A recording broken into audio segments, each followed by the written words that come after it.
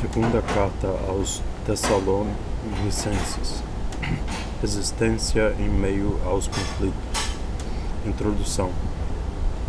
Segunda carta aos Tessalonicenses foi escrita pouco depois da primeira. Aqui a preocupação não é quando vai acontecer o fim do mundo, mas como devemos comportar-nos na espera de que isso aconteça. Algumas pessoas da comunidade de Tessalônica, ouvindo falar que Jesus Cristo glorioso deveria vir em breve, se refugiavam numa falsa ideia de que as perseguições não mais aconteceriam, e com isso estavam perdendo a garra cristã de lutar pela construção do reino. A carta retoma um dado importante: a fé cristã se expressa neste mundo concreto e, por isso, jamais foge da luta ou teme o conflito.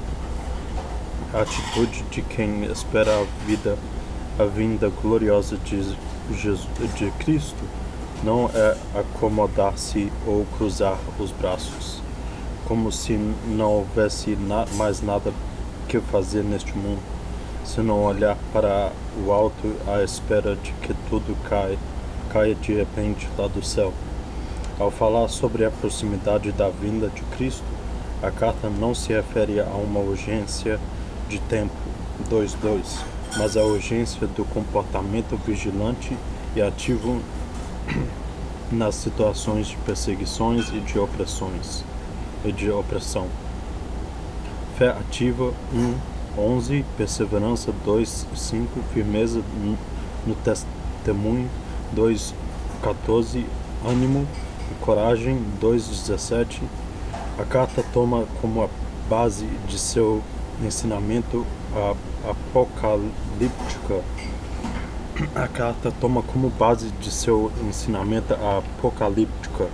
Isto é, as coisas que falam sobre o fim do mundo. A etapa da história em que vivemos é a última. Por isso, a luta deve ser mais corajosa e cheia de esperança, pois a característica daqueles que esperam a chegada gloriosa do reino de Deus é a resistência contra as forças do mal. É o que a carta procura encurtir. A comunidade de Tessalônica estava ameaçada de perder o impulso que torna o cristianismo dinâmico e causador das profundas transformações históricas na sociedade. Ao se tornarem passivos e ao não admitirem a situação de conflito, ameaçavam fazer do cristianismo uma religião estática que mantém a situação, e não uma fé ativa que transforma o mundo e provoca a vida definitiva de Cristo e do seu reino. Paulo, Silvano e Timóteo, a igreja dos Tessalonicenses, que está em Deus Pai e no Senhor Jesus Cristo, a vocês, graça e paz da parte de Deus Pai e do Senhor Jesus Cristo. Irmãos, devemos agradecer sempre a Deus por vocês. É justo que o façamos, pois a fé que vocês têm está crescendo cada vez mais, e o amor que vocês têm uns pelos outros está se tornando cada vez maior. Desse modo, podemos gloriar-nos de vocês entre as igrejas de Deus, por causa da firmeza e da fé que vocês mostram em meio a todas as perseguições, todas as perseguições e tribulações que suportam.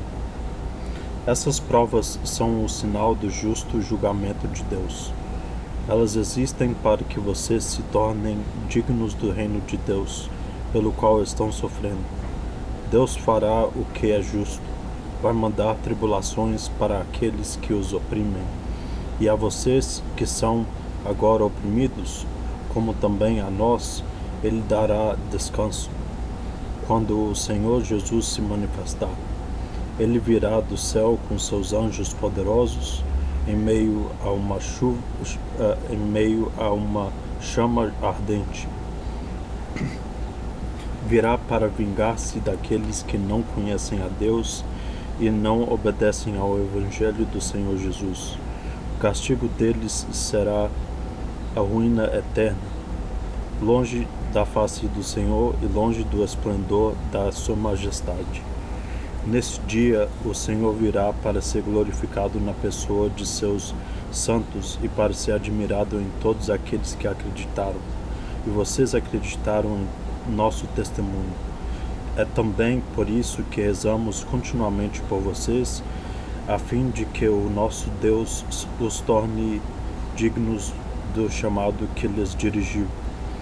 Rezamos também para que Deus, com o seu poder, os faça realizar todo o bem que desejam e dinamize o trabalho da fé que vocês têm.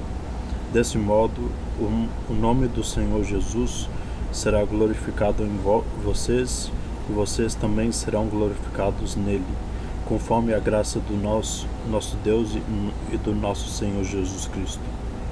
Agora, irmãos, quanto à vida de nosso Senhor Jesus Cristo e ao nosso encontro com Ele, pedimos a vocês o seguinte: não se deixem perturbar tão facilmente, nem se assustem como se o dia do Senhor estivesse para chegar logo, mesmo que isso esteja sendo veiculado por alguma suposta inspiração, palavra ou carta atribuída a nós. Não se deixem enganar de nenhum modo. Primeiro deverá chegar a apostasia. Depois aparecerá o homem ímpio, o filho da perdição. Ele é o adversário que se opõe e se levanta contra todo ser que se chama Deus ou é adorado, chegando até mesmo a sentar-se no templo de Deus e a proclamar-se Deus.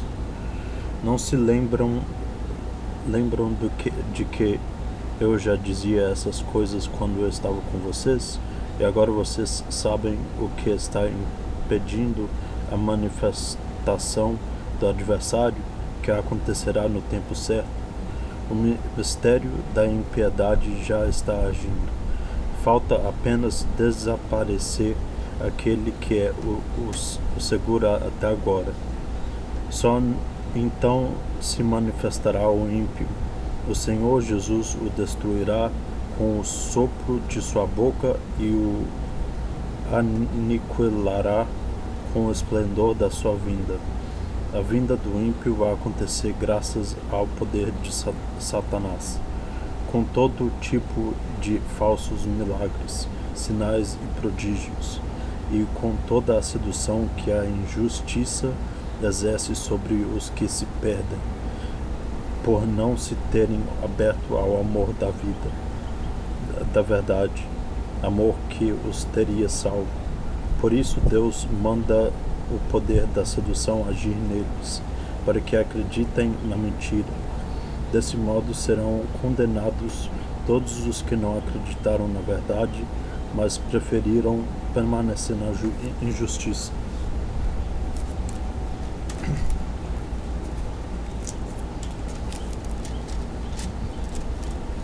Nós, porém, devemos sempre agradecer a Deus por vocês, irmãos amados do Senhor, porque desde o início Deus os escolheu para serem salvos pelo Espírito que santifica e pela fé na verdade. Para isso chamou vocês por meio do nosso Evangelho, a fim de que possuam a glória de nosso Senhor Jesus Cristo. Por isso, irmãos, fiquem firmes e mantenham as tradições que lhes ensinamos de viva voz ou por meio de nossa carta.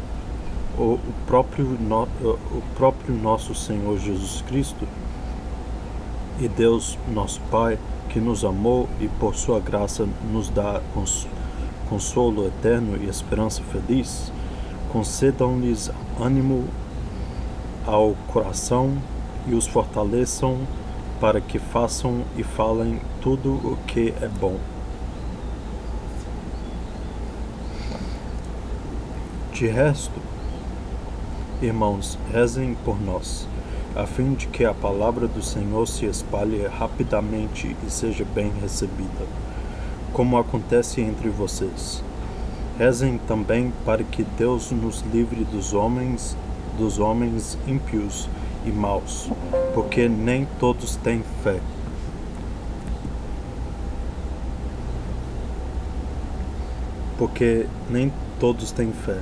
O Senhor, porém, é fiel. Ele manterá vocês firmes e os guardará do maligno. Temos plena confiança no Senhor de que vocês fazem e continuarão a fazer o que mandamos.